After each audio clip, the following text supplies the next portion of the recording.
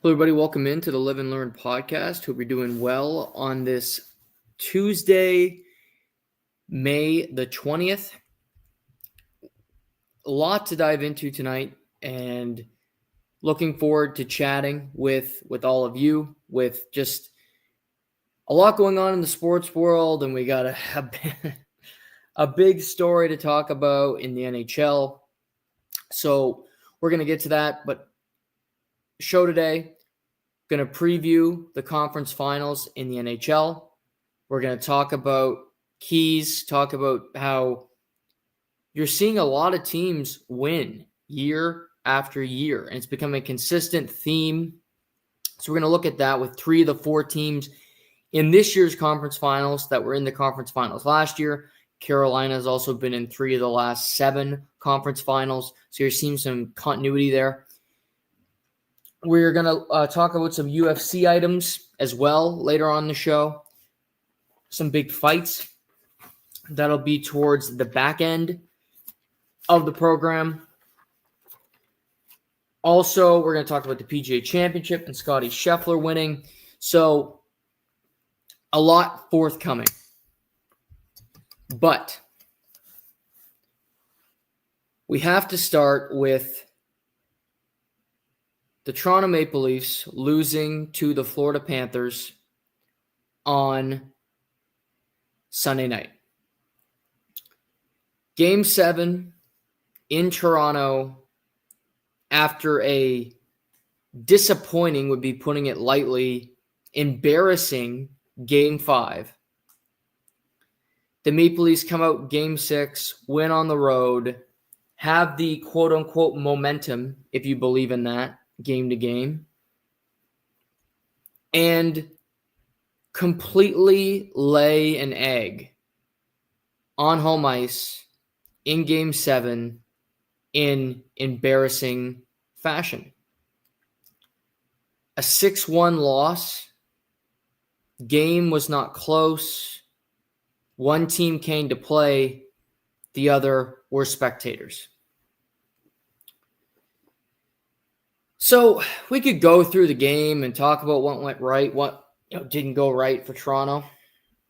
But I don't really want to do that because the game wasn't close. They needed to do a lot of things well, and they didn't. They played well for about 8 minutes of the game. 8 minutes left in the first period. They played hard. They played well. The remainder of the game, they didn't. It wasn't close, and it was one-way traffic for the whole game.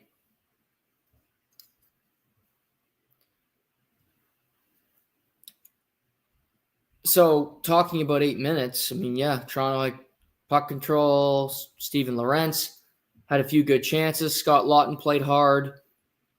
But that's all you can really say about it because the rest, who cares? We know the result. They lost 6-1.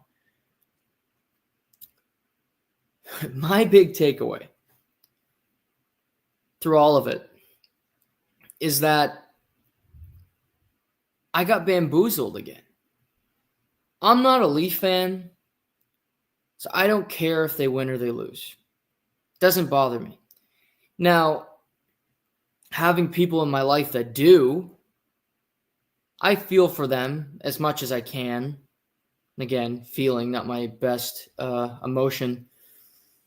But I felt for my mother, who loves this team. I feel for my dad, less than for my mom because she's watching every play and he's watching Charlie Kirk clips. But Toronto, the way it's constructed, will never win because they don't have the heart. They don't have the character. They don't have the drive. They don't have the will to win those games. And that's not really an opinion anymore. That's a fact. This team has lost year after year after year.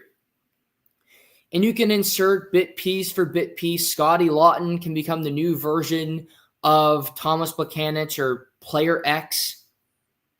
And it doesn't matter because The top guys are still the top guys, and they don't play with any sort of competitive edge, competitive fire in these games. Brad Marchand of Hammonds Plains, Nova Scotia, is 5-0 all-time against the Toronto Maple Leafs in playoff series. He's also 5-0 against the Toronto Maple Leafs in Game 7s. He's not the most talented. You might hate him because he's on the other team. But he competes his tail off. Austin Matthews could not hold Brad Marchand's jock in a big game when it comes to compete level. Shouldn't even be in the same building, on the same ice, because it's not close. It's Michael Jordan playing against me. It's not even close. But through all of that, Toronto has stuck to their plan, the Shanaplan, for a decade. A decade of mediocrity. It's not failure, because the Buffalo Sabres is failure. 14 years of not making the playoffs. That's dreadful. That's incompetent.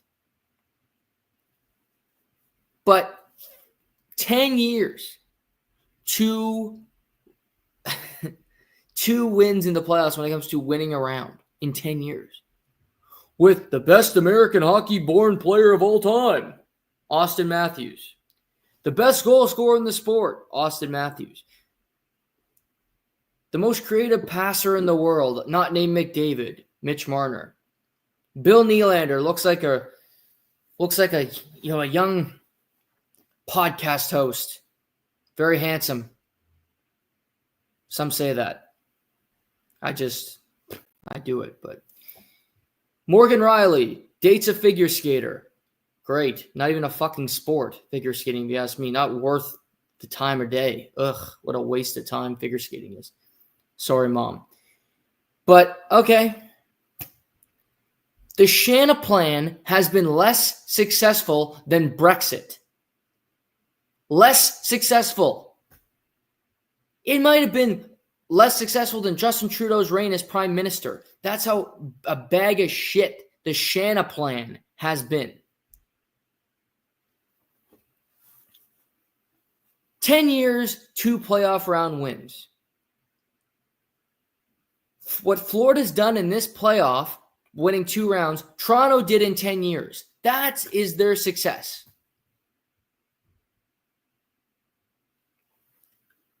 So, it starts at the top.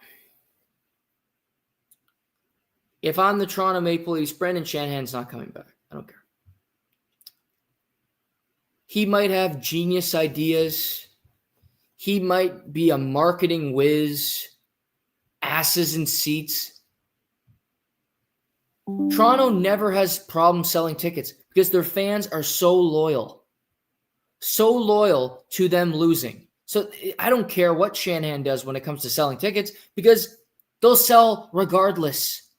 Maybe you won't be able to sell them for $5,000 a pop and watch your team go out there and get their ass handed to them. Maybe that's not it. Maybe an actual fan might actually get in that building and not a bunch of corporate suits assholes. Maybe that might be a better experience watching the game, but that's just me. But Brandon Shanahan, 10 years of 2-round wins, and it's like, should they bring him back? That's what I'm seeing. Should they bring him back? He would have been fired today if I was running. They had their exit interviews today. No, let's not bring that up. Are you kidding me? Get the hell out. Give me your key card and get the fuck out of my building. Easy. We don't want you. You suck. You failed. So that's number one. And the Shanaplan, colossal failure. Colossal failure. Drafted good guys, high picks, they can't win together. Simple as that. So Shanahan's not coming back.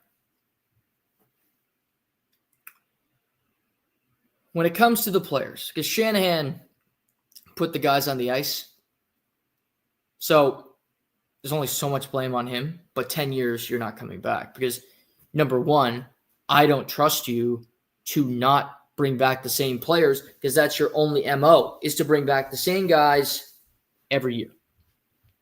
So I can't do that. I can't allow you that power. Mitch Marner, who I've defended because I think he takes more of the blame than Captain Poppy or Pablo or Pedro, whatever they call him. Marner was horrible in these playoffs. Horrible. Effort in Game 5 and Game 6, unacceptable. Just abhorrent, quite frankly. Can't happen. Can't happen. But it did. But it did. And I don't think he should be berated or Leafs fans threatening his family. I've always said that. They did that to Jake Gardiner after a Game 7 in Boston. Like, chill out with that, Leafs Nation. But he's got to go. And I think he wants to go. I listened to his press today and after the game. And I think he's ready to go. It's been a long time in Toronto with limited success, a lot of expectation, and it didn't work out. So whether he's off to Detroit or off to Chicago, Buffalo, Utah, whatever the team is, I think it's best for the organization, and I think it's best for the player if he goes elsewhere. He needs a reset. They need a reset. So I don't think it'll be a big negotiation. I don't think it'll be dramatic to see, is he going to come back? As far as I'm concerned, what I've heard, deductive reasoning, Mitch Marner is no longer a member of the Toronto Maple Leafs. He's no longer a person that I believe will be on the team moving forward. I could be wrong. I don't think I will be, though. Darren Dreger reported at one point they were willing to give him an 8-year, $13.5 million contract. Thank God they did not give him that contract, as Leafs Nation would be going nuts even more than they already are. Now, a couple of things. With him leaving, the easy thing to say is, thank God. We can't win with this group, which is true. But it's one thing to let a player go. What Toronto needs to do now, whether that's Brad Treliving, new President X, not Shanahan, it's really easy to say we're not going to bring this guy back because we can't win. But what are you going to do with that allocation of dollars? Because, you hate Mitch Marner and he doesn't compete. Who's replacing him? Because there's not many players better than him in the world, period. He's got to go. Who's coming in? Now, I have my thoughts. It's a certain player who Anthony Stolarz, the goaltender for the Maple Leafs, said got him concussed in the series. Sam Bennett would be that guy's name, who's a damn good competitor, who brings a lot to the table, has a snarl to him, is a winner. You don't have to ask him to compete. He's a pending unrestricted free agent. He would interest me. One option, but he would interest me. Brad Marchand, pending unrestricted free agent, would interest me. Would he come to Toronto? He said he grew up a Leafs fan. Wins in Florida, then goes to Toronto. It's not what he used to be, but he's still got game. He knows how to beat Toronto. Maybe he can teach them how to win. So that would intrigue me. Just a couple of names. But to me, Mitch Marner is gone. And that's a huge part of the Shanaplan, of their model of success or lack thereof. Number 2. And again, for a Leaf fan, this might sound harsh. And I don't apologize because I don't care, but just forewarning. John Tavares seems like a lovely guy. To use a Yiddish term, he seems like a real mensch, you know? Super nice, pajamas, kids, all that crap.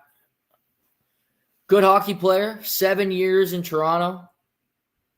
Was the captain, then got stripped of the captaincy, so maybe not that great of a captain. Just saying.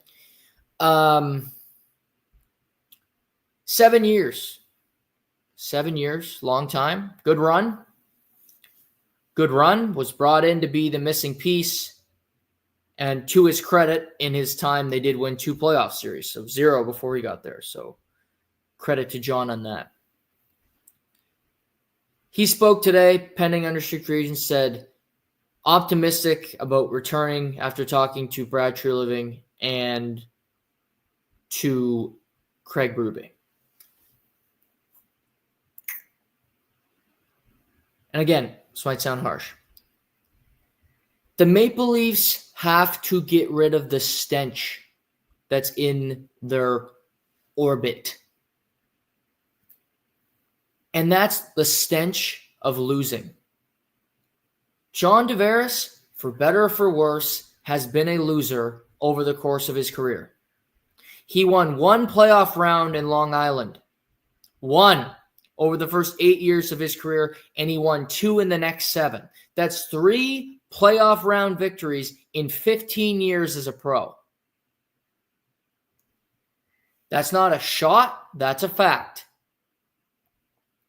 That's it. After the Islanders left, they made it to 2 conference finals. He's not a winner. He's slowing down. And I get it. He wants to stay to keep his family there. This is business. It's business. It's not about feelings. It's not about what would be a great story to wrap it up. I wouldn't have brought him back after last year. To his credit, he had a good regular season. But I don't care about the regular season. Toronto won the division, got home ice. What did it matter? The 2 biggest home games of their season, they lost. Oh, and by the way, they could close out Ottawa on home ice, and they lost that game 5-2 on home ice. So who gives a shit about home ice? Plus, they have the shittiest home crowd in the league. So, okay, got the home ice. Who cares? Mutes a library in there. So he's got to go for building a better foundation, a winning foundation. Not, let's bring him back. It's not charity. Good soldier, good competitor, good career. Somebody will pay him. He's not going to retire. So let somebody pay him. Toronto should not be the team to pay John Tavares. I don't even care. I wouldn't sign him 1 year, $1 million. And again, that sounds harsh, but it's about the stench of losing. Change the narrative. Change the outlook.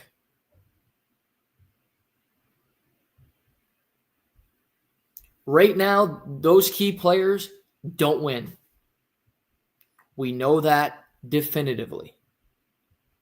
Change it. It can't just be one guy and you go, we're different now. No, you're not.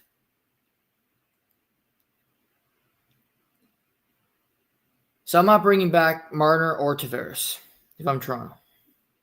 And again, I just mentioned two guys that could replace those two players. And they're going to have a lot of cap room. A lot of cap room to play with. Now, this player won't be leaving because he's got a full no move and he's the captain. But that doesn't mean he doesn't deserve any of the blame. Here's my problem with Auston Matthews. He's the captain of the team, and yet I don't think he's a leader at all. If he leads by example type of guy, fuck, his example was shit in these playoffs. He's played 12 second-round playoff games in his career. He's got 1 goal in those 12 games. And he's the best goal scorer in the world, best goal scorer since Alex Ovechkin. 1 goal in 12 games. He's banged up. I don't doubt it. Who isn't? Plus, what I don't like about what he does is he doesn't tell you what his injury is. Josh Morrissey had a knee injury. He told you today. Would have missed the rest of the playoffs. Doesn't need surgery. We know exactly what he's got. Auston Matthews was hurt last year. Missed the playoffs pretty much. Missed the back half of the first round.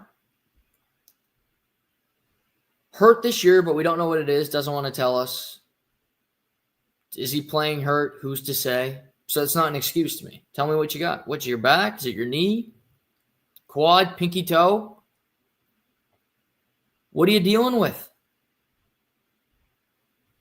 If you're not willing to say anything, shut up. And other than some fluky Game 6 goal, he was lifeless in this series. The games that they won, he was a non-factor. A non-factor. And what we hear is, oh, he's so good defensively. Okay? Yeah. He's so good defensively. That's true. It's phenomenal. But that's not what he's known for. That's not his calling card. He's the best goal scorer in the world. Quote unquote. Go score goals. In your last 2 home games, your team was outscored 12-2 on home ice in pivotal games. And the goal scorers in those games were little Nicky Robertson, who was a healthy scratch in Game 6 and Game 7. And then Max Domi, who scored a goal that was gone before we knew it in Game 7. No top-line player. No pushback. In fact, for most of those 2 games, the top line was hemmed in their own zone for the majority of it. I think Auston Matthews is a phenomenal talent. But he doesn't come up big. He doesn't act like a leader, yet he's a captain of the team. I see a guy that shrinks Health is health. He seems to be getting injured every year. This could be happening the rest of his life. So does that just mean you suck in the playoffs in perpetuity and Leafs fans are just supposed to accept it? Because before you're injured, you're pretty shit in the playoffs already. So maybe it's just who you are. Players will get blamed. He deserves a good chunk of it as well. Because he's the best player. Not Marner. Matthews is the guy, the top dog. Poppy, Pablo, Pedro, whatever they call him. Missing in action. What are you doing? Nothing. Nothing is the correct answer.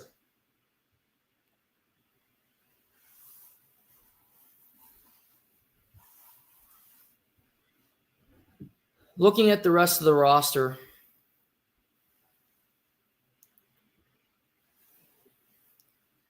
I would, just as a person that watches, I would look to trade Morgan Riley this offseason. He's paid the most, yet I think you can make a strong argument he was Toronto's worst defenseman over the course of the playoffs. Tanev was their best. McCabe wasn't very good, so maybe you could say McCabe was worse than Riley, but, I mean, he wasn't very good in Game 7. Benoit played better than he normally does. He stepped up, was great. Ekman-Larsson was fine. Again, it's about a different look, a different feel. That stench of losing, that stench of failure. I think you want to get rid of it and start fresh. You can't get rid of everybody, and you shouldn't want to get rid of everybody. I'm not advocating you trade Austin Matthews for a bag of peanuts.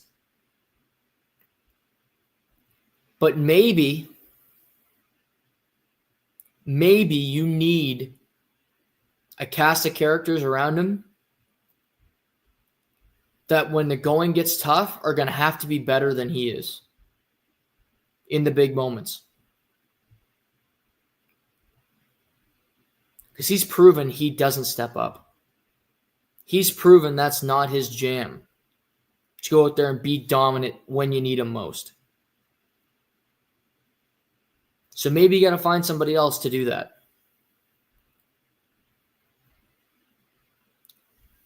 Who that is, to be determined. It would be great if it was Mikko Rantanen. But you're not getting him. He's in Dallas. He's still playing. But you can be creative. Trades can be made. The salary cap is going up. I don't think it's impossible to improve anymore. It was difficult before. But you can do it. Be creative. Find results. Work your way through it.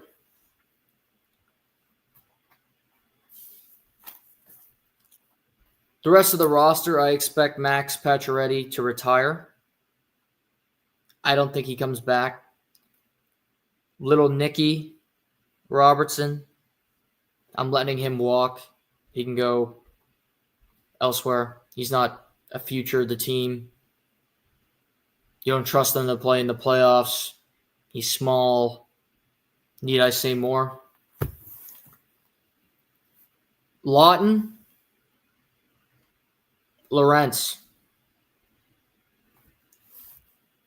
They're two best players in Game 7. They're two best forwards anyway.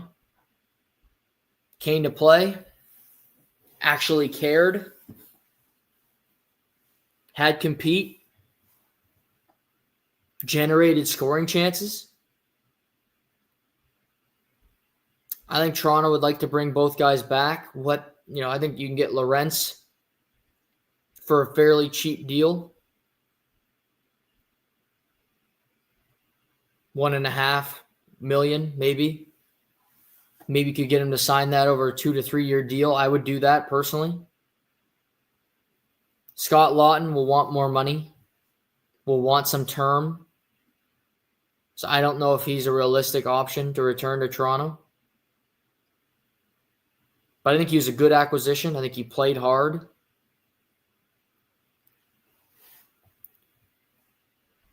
Like I said, their D will return. I would look at moving Riley. But they'll have the same defense. They'll have the same goalies. With Stolar still having 1 year left on his deal. He was good. Joe Woll was good when called upon. By no means the reason they lost the series. By no means the reason that they're eliminated.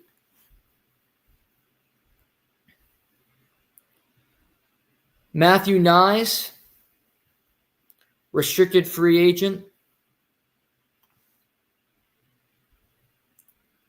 I don't think teams are going to have the ability to offer sheet him because I think they're going to get this deal done. I think Toronto realizes that he's one of the more valuable players that they have in their roster. He's a power forward with good hands, with great compete. Hits hard, physical guy.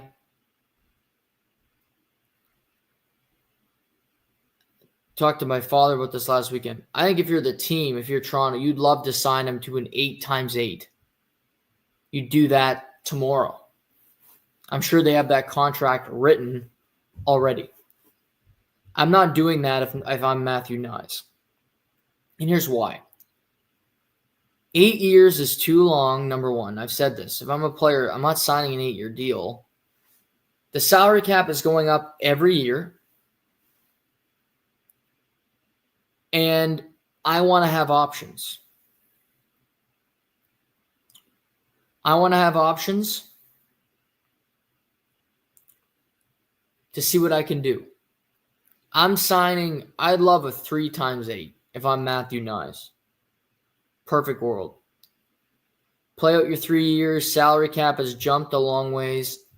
Then maybe you sign a long-term deal. Or you go for another 4 to 5 year and you try to hit the jackpot again. 8 years, no chance. I'm not doing the team a discount. I'm not doing them a favor. You get one life, maximize it. But 8 years, I think it's a mistake if his agent, unless it's big money, unless he gets an 8-year deal, 10, 11 million a year, I'm not doing it. No chance. And I don't think the Leafs will want to spend that type of money after just getting rid of multiple players up and around $11 million.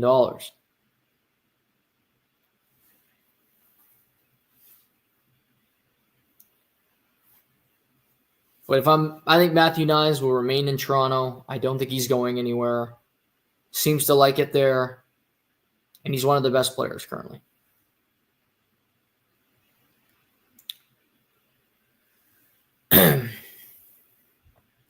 So I don't see that going anywhere. I see him staying.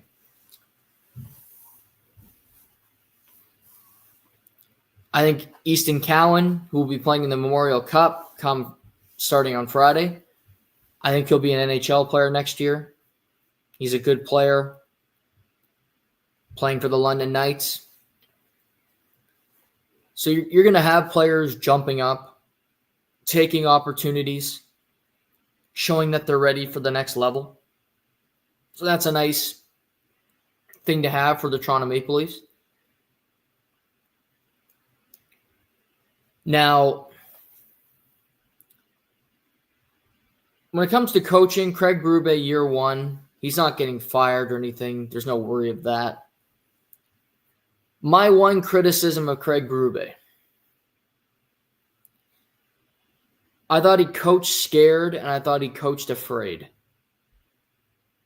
He presents this tough, exterior, and I don't think he coached that way. 5, 6, and 7, Matthews and Marner always are on the same line, always playing together. Sheldon Keefe didn't have the balls to break them up ever, and neither did Craig Berube. I don't know if that's a Brendan Shanahan, Brad Treliving thing from up above, not allowing him to do it. But it's beyond me that you don't try different line combinations, that you don't try something, because those two players just were so ineffective. Were such nothings in the game that you go, why are they still together? We need to do something to break this up. We need to do something to change the momentum. And he didn't do it. And he might not have been allowed to, but I blame him for not doing it. He's the coach. He's the coach. Do something about it. And he never made that adjustment. That's coaching scared. And the pushback that is, we're going to go down on our sword. What, the losing sword? The sword that you've seen for years lose? No. No thanks. Let's do something else.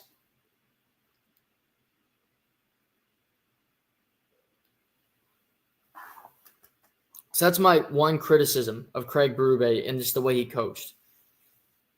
Timid, afraid, not the way I would have handled it if it were me.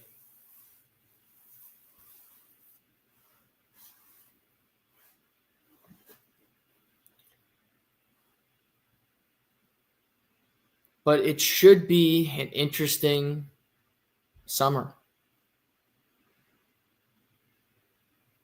They are an organization that expect a lot, yet they never deliver on that.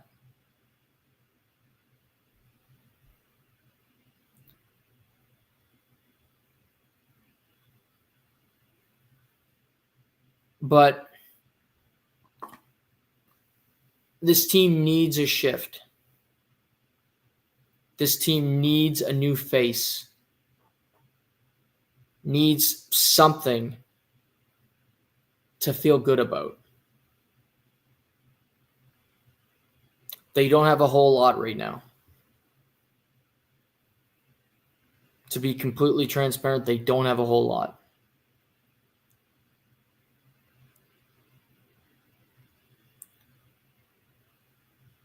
But that can change. And what I find weird is you had Brad Marchand, Matthew Tkachuk, Paul Maurice even talk about what it's like to play in Toronto, the pressure, and it was weird rhetoric that was coming out. Do I think it's difficult to play in Toronto? Sure.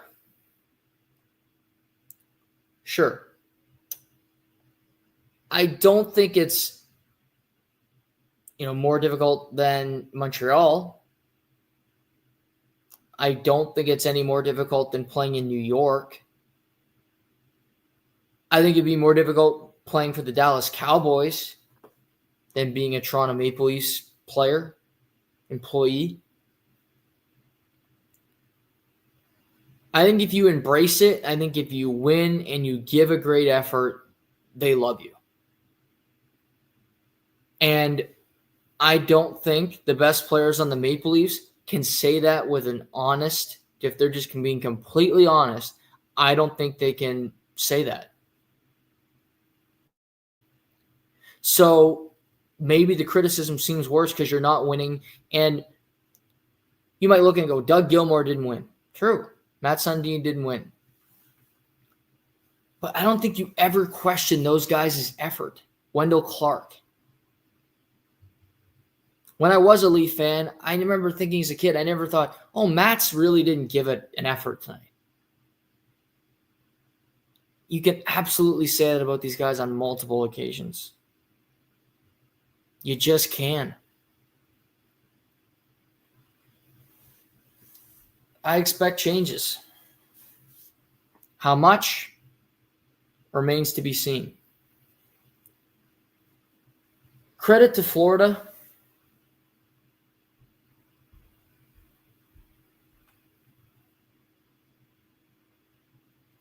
Florida, third straight conference final.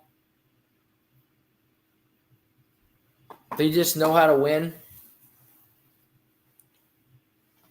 A team that lost a lot isn't as good as they were last year. They scored 12 goals in Game 5 and Game 7. And none of those goals were by Tkachuk, Barkov, or any of their elite guys.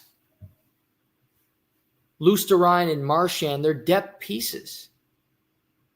They had 6 goals by defensemen in those 2 games. Verhaeghe didn't score in either of those games. They get Carolina, who they played 2 years ago. They swept Carolina 2 years ago. These two teams play so similar. They like to give up nothing. They like to just erase you from the game and capitalize on opportunities when they get them. Florida, I give the edge in net. I like Bobrovsky more than I like Freddie Anderson. I worry about Carolina's goaltending. I love their back end with Slavin and Brent Burns, Orlov. Svechnikov's had a hell of a playoff for the Hurricanes. I think it's a very close series. I think you're going to see a lot of one-goal games. A real close battle. I like Florida in 6, but this one could go either way. Low scoring, tight checking series. I think if Florida's going to win, they need Barkov, they need Verhaeghe, Tkachuk to be better when it comes to putting up points. Because Florida's third line was phenomenal in that series against Toronto. Out west begins tomorrow night in Dallas. Rematch of last year's conference final. Dallas in their third straight conference final. They beat Winnipeg in that emotional night for Mark Scheifele with his father dying on Saturday morning. Him playing in the game, scoring a goal, then getting the penalty just before overtime. Thomas Harley getting the winner. Handshake line was something special. Edmonton has the depth. They've showed it. Kasperi Kapanen, overtime winner. You're seeing Connor Brown, Corey Perry, Evander Kane. Matthias Ekholm could be back at some point in this series. Then you have Dallas, who Wyatt Johnson and Mikko Rantanen have been phenomenal. Heiskanen's back. Jake Ottinger looking for some redemption. Top to bottom, I think Dallas is the better team. But for whatever reason, I look at the Edmonton Oilers and I go, they're just going to find a way again. They beat LA, then beat Vegas in 5 games. Credit to them.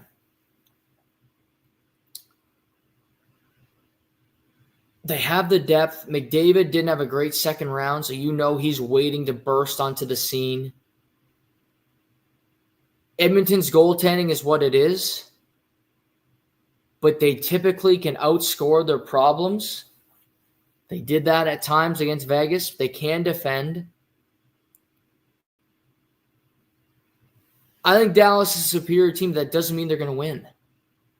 I got Edmonton in 7. I bet against them twice. They're proving me wrong. And while I'd love for my prediction beginning of the season, Dallas, Florida, to be correct, I think we're going to get a rematch of the Stanley Cup Final, which hasn't happened since 2010, or so 08, 09, pardon me, with the Red Wings and the Penguins. So it's been a minute. 2 really interesting, 2 really good series. But I got Edmonton and Florida winning them. Friday in the show, we'll react to those games. Also want to talk UFC on Friday. Something has come up tonight, so we're going to cut it a bit short. But I wanted to get through basically the Leafs angle and the hockey, the start of the conference finals tonight, and really dive into it because I think it's interesting and there's a lot there, a lot to chew on. So thank you for hanging out. Good to be back on the podcast. On Friday morning / early afternoon, I will be live again with a new episode of the pod. So we'll see you on Friday heading into the weekend. Until then, stay happy, stay healthy, stay safe. I'm your host, Noel Warren, and this is the Live and Learn podcast.